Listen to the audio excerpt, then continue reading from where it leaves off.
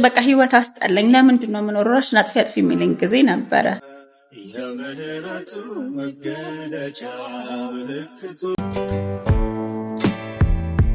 ከሰሞኑ እንግዲህ ብዙዎቻችሁ እየተመለከታችሁ እንዳላችሁት ብዙ ታዋቂ የሆኑ አርቲስቶች፣ የቀድሞ ድምፃውያን የፍቅር ንጉስ በሆነው ኢየሱስ ክርስቶስ እየተማረኩ የወንጌል እውነት ገብቷቸው ወደ እግዚአብሔር መንግስት እየተቀላቀሉ ነው። ከነዚህ መካከል ድምፃዊ አቤል ሙሉጌታና ድምፃዊ ጂ መሳይ ከበደ እንግዲህ ብዙዎቻችሁ በማህበራዊ ሚዲያ ላይ ወደ እግዚአብሔር መንግስት እንደተጨመሩ ሰምታችኋል። በነገራችን ላይ ውድ ሚዲያ ቤተሰቦች ምናልባት የነዚህ ታዋቂ አርቲስቶች ጉዳይ ማህበራዊ ሚዲያውን ተቆጣጠሩ እንጂ በየቀኑ እጅግ ብዙ ሺዎች ወደ እግዚአብሔር መንግስት እየተጨመሩ እንደሆነ ግን መዘንጋት የለብንም። ሁሉንም እዚህ ላይ ማቅረብ ስለማንችል እንጂ በሰማይ ታላቅ ደስታ ግን እንደሆነ እንድትረዱ እንፈልጋለን። ታዲያ ስለነሱ ጌታን አመስግነን ሳንጨርስ በዛሬው ዕለት ደግሞ በተሰማው ሌላ ጉዳይ ሌላኛዋ ተወዳጅ አርቲስት ከነበረችበት እጅግ ከባድ ህይወት ወጥታ አሁን ግን በጌታ ሆኜ ኢየሱስን አውቄ ረፍት ሆኖልኛል ብላ በይፋ ተጠምቃ ጌታን ተቀብላለች። ብዙዎቻችሁ ታቋታላችሁ። በተለይ ሰንሰለት በተሰኘው ተከታታይ ድራማ ላይ ባሳየችው ድንቅ ብቃት በኢትዮጵያውያን ልብ ውስጥ በመግባት ታዋቂና ዝነኛ መሆንም ችላለች። በተለያዩ ፊልሞች ላይም በመተወን ብቃቷን አሳይታለች።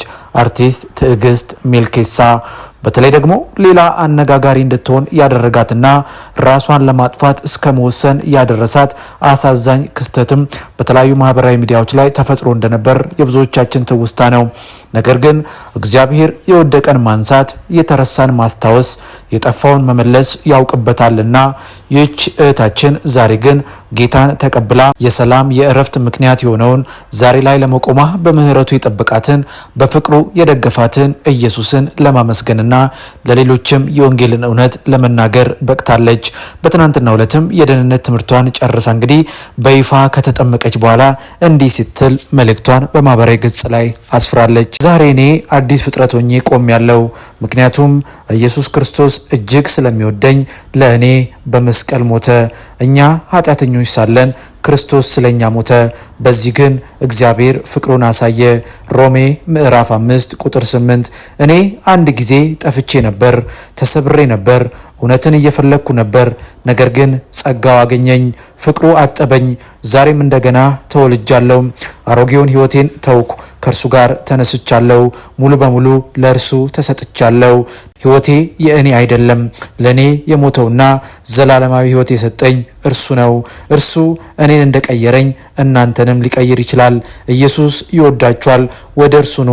የዘላለም እረፍት ኢየሱስ ክርስቶስ ብቻ ነው ስትል እንግዲህ መልእክቷን በማህበራዊ ገጿ ላይ አስፍራለች። በዚህም ብዙዎች በሀሳብ መስጫው ስር ቲጂ እንኳን ጌታ ረዳሽ፣ አንቺ በእውነት ብርቱ ሴት ነሽ። በብዙ የህይወት ውጣ ውረድ ውስጥ አልፈሽ ዛሬ ላይ ግን ለመቆምሽ ምክንያት የሆነውን ኢየሱስ ክርስቶስን በአደባባይ ስታመሰግኝ ስለሰማን እጅግ ደስ ብሎናል።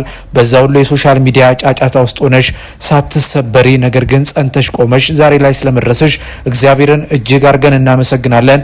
ስንጸልይልሽ ነበር የሚሉ መልእክቶችም በስፋት እንግዲህ ለቲጂ ወይም ደግሞ ለአርቲስት ትዕግስት ሜልኬሳ ሲተላለፉላት ነበር። እኛም እንኳን ጌታ ረዳሽ፣ ለብዙዎች መዳን ምክንያት ትሆኛለሽ፣ እኛም ደግሞ እንጸልይልሻለን ለማለት እንፈልጋለን። እኔ ደግሞ በቃ የአባቴ ሰላም በላይ ላይ ፍስስ እያለ እኔና ወፎቼ በሌሊት አምላካችንን እያወራን ነው፣ አባታችንን እያወራን ነው፣ የእሱን ፍቅር ጥግብ እያለን ነው። እግዚአብሔር ይመስገን እችን ደቂቃ የፈቀደልን። ዛሬ ምን ልላችሁ ነው የመጣሁት መሰላችሁ? በውድ የገዛነውን እቃ የቱ ጋር ነው የምናስቀምጠው? እንደ ሽንኩርትና እንደሆነ እንደ ኮት እንደ ምናምን ዝም ብለን ጣል አናረገውም አይደለ? ቁልፍ ውስጥ ነው የምናስቀምጠው፣ ሴፍቲ ቦክስ ውስጥ ነው የምናስቀምጠው አይደል? በወረቀት በብር ለገዛ ነው ማለት ነው። ንብረት እንጠነቀቃለን፣ እንጨነቃለን። የምናስቀምጥበትን ቦታ የቱ ጋር ይሻል እንዲልገው ምናምን እንላለን። ሰዎች ራሳችንንስ የቱ ጋር ነው የምንቆልፈው?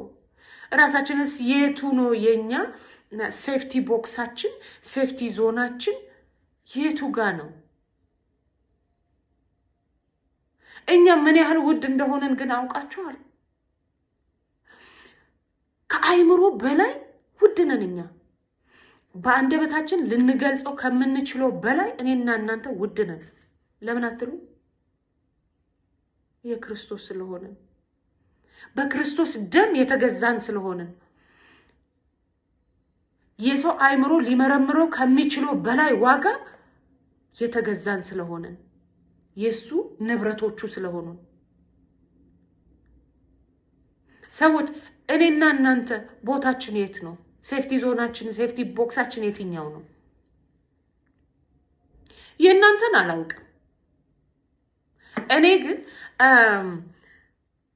የኔ ሴፍ ዞን ወይም ደግሞ ሴፍቲ ቦክስ የምለው የእግዚአብሔር አምላክ ቃል ነው። ቃል ኪዳኖቹ ናቸው። ቁልፎቹ እዚህ ውስጥ አሉ። ሴፍቲ ቦክሱ እዚህ ውስጥ አለ። ሴፍ ዞናችን የቱ ጋር ነው? አምላካችንን በማመስገን ውስጥ ነው። ለሱ እሺ በማለት ውስጥ ነው። እሱን በየጊዜው በመተሻሸት ውስጥ ነው። ለሱ በመንበርከክ ውስጥ ነው የኛ ሴፍቲ ቦክሳችን፣ ሴፍቲ ዞናችን፣ ሴፍ ዞናችን። በጣም እድለኛ ነኝ ባንተ ደም ስለተገዛው። አንተ ለኔ ዋጋ ተምነ በደም ስለገዛኸኝ እኔ በጣም እድለኛ ነኝ በማለት ውስጥ ነው። አመሰግናለሁ በማለት ውስጥ ነው። በጣም እድለኞች እኮ ነን ማለት በጣም እድለኞች ነን። በምድር ላይ እንደኛ አይነት ውድ ነገር የለም ከእግዚአብሔር ቀጥሎ። የእግዚአብሔር ልጆች ነን። የክርስቶስ የክብር ዕቃዎቹ ነን። የመንፈስ ቅዱስ የክርስቶስ መንፈስ የክብር ዕቃው ነን። መኖሪያው ነን። ታድለን። የእግዚአብሔር አምላክ ምሕረት ቸርነቱ አባታዊ ፍቅሩ ከኔም ከናንተ ጋር ይሁን። ደህና ሁኑ። ተባረኩ። ውድ የይሁን ሚዲያ ቤተሰቦች በዛሬው ፕሮግራማችን እንግዲህ ሌላኛው ወደ እግዚአብሔር መንግስት ስለተጨመረችው አርቲስት ትዕግስት ሚልኬሳ አካተን እንደዚሁም ደግሞ ብዙዎች በየዕለቱ ጌታ ኢየሱስ ክርስቶስን እንደ ግል አዳኛቸው አድርገው እየተቀበሉ ወደ እግዚአብሔር መንግስት እየተጨመሩ እንደሆነ ማንቂያ ይሆናቸዋል በሚል እኛም ደግሞ የወንጌል የመናገር ኃላፊነታችንን እንድንወጣ ማነቃቃት ይሆናል በሚል ይህንን ጉዳይ ለእናንተ አቀረብን። በፕሮግራማችን ላይ ያላችሁን ማንኛውንም ሀሳብና አስተያየት ልትሰጡን ትችላላችሁ። እኛም ደግሞ እናንተ ብትሰሟቸው ብታውቋቸው ያልናቸውን መንፈሳዊ መረጃዎች በአዲስ አቀራረብና ይዘት ወደ እናንተ ማቅረባችንን እንቀጥላለን። የምንለቃቸውን ቪዲዮዎች ላይክና ሼር ቻናሉን ደግሞ ሰብስክራይብ በማድረግ ቤተሰቡን በርግጥ በምንሰጣችሁ መረጃዎች አምናችሁና ፈቅዳችሁ ቪዲዮዎቻችንን ላይክ ቻናሉን ደግሞ ሰብስክራይብ ያደረጋችሁ ከ37000 በላይ ሰብስክራይበርስ እንድንደርስ ላገዛችሁን ምስጋናችን ላቅ ያለ ነው። በሚቀጥለውም እናንተ ብትሰሟቸው ብታውቋቸው ያልናቸውን መንፈሳዊ መረጃዎች ወደ እናንተ እናደርሳለን።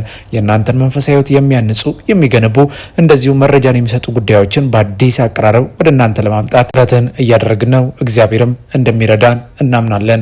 አሁን 37000 ቤተሰብ ደርሰናል።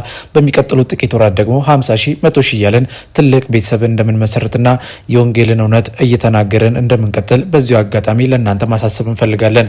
በሚቀጥለው ብትሰሟቸው ብታውቋቸው ባልናቸው አዳዲስ መንፈሳዊ መረጃዎች እስከምንገናኝ በያላችሁበት የዓለም ጥግ ሁሉ የጌታ ሰላምና ፍቅር ከሁላችሁ ጋር ይሁን እያለን በዚሁ ተሰናበትን። መልካም ጊዜ ይሆንላችሁ።